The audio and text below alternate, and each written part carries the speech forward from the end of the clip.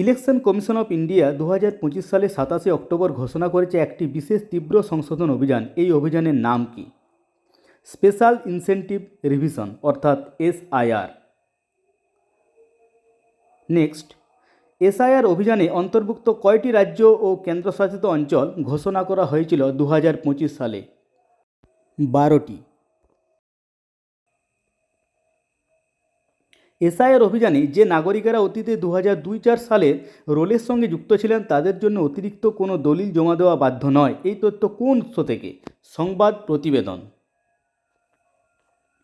ভোটারের তালিকা প্রস্তুত ও সংশোধনের বিষয়টি ভারতের সংবিধানের কোন ধারা অনুযায়ী আয়োজিত হয়? আর্টিকেল 324 ধারা অনুযায়ী।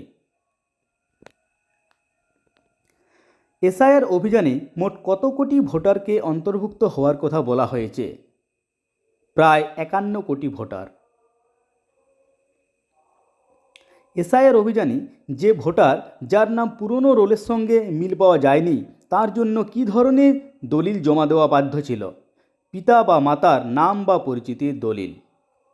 এসআইআর অভিযানে আধার কোন দিক থেকে সংশোধনের কাজে ব্যবহৃত হয়?